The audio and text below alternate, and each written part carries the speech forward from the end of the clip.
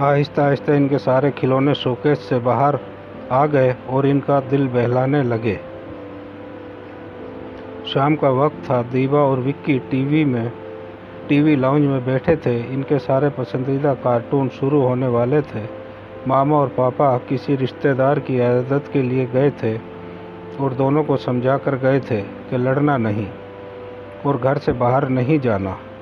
अब वो दोनों मज़े से कार्टून देख रहे थे कि अचानक लाइट चली गई और घुप अंधेरा हो गया। दीबा अंधेरे से बहुत डरती थी। वो ज़ोर ज़ोर से रोने लगी। डर तो विक्की को भी लग रहा था, लेकिन वो जाहिर नहीं कर रहा था क्योंकि वो दीबा से बड़ा था। वो दीबा को चुप भी करवा रहा था और साथ माचिस भी ढूंढ रहा था ताकि मोमबत्ती जला ले, लेकिन अंधेरे में कुछ दिखाई नहीं दे रहा था। दीबा रोए जा रही थी। अचानक इन्हें अंधेरे में कोई चीज़ चमकती नजर आई। दीबा खामोश हो गई। वो दोनों गौर से इधर देख रहे थे।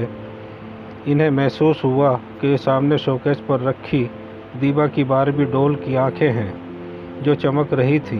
अचानक बारबी डॉल जंप लगाकर इनके सामने वाले शीशे के सेंटर टेबल पर आ गई।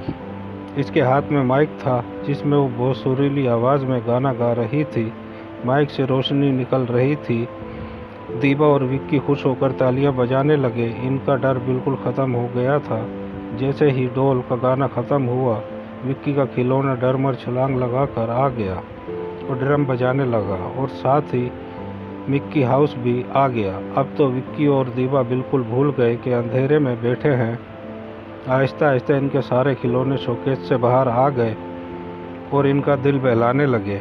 फिर अचानक उन्होंने बांसुरी की आवाज़ सुनी। ये आवाज़ बहुत खूबसूरत थी। इनका दिल चाह रहा था कि जहाँ से आवाज़ आ रही है वहीं चले जाएं। सबसे पहले डोल उधर मुड़ी जहाँ से आवाज़ आ रही थी। इसकी चमकती आंखों की रोशनी में सारे खिलौने दीबा और विक्की सब इसके पीछे चलने लगे। सब टीवी लाउंज से बाहर निकले और गैलरी में आ गए और खूबसूरत सुरीली आवाज़ पर चलते हुए मामा पापा के बेडरूम में दाखिल हो गए। वहाँ एक सोफे पर एक बहुत प्यारी परी बैठी थी। वही बांसुरी बजा रही थी। परी ने बांसुरी बजाते बजाते बच्चों को बेड पर आने का इशारा किया।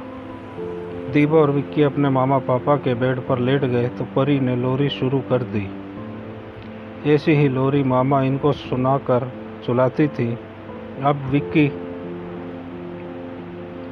और दीबा आहिस्ता आहिस्ता सो रहे थे। जब वो गहरी नींद में चले गए तो सारे खिलौने भी वापस शोकेस में चले गए और परी भी शायद अब दूसरे बच्चों की मदद करने के लिए उड़ गई थी। 1 घंटे बाद गेट का ताला खुलने की आवाज़ आई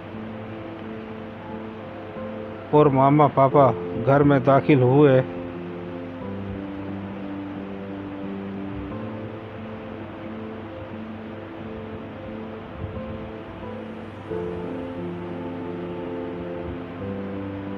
मोबाइल फ़ोन की टॉर्च ऑन किए साथ थे। जब वो अपने बेडरूम में दाखिल हुए तो देखा दोनों बच्चे सो रहे थे। इसी वक्त लाइट आ गई।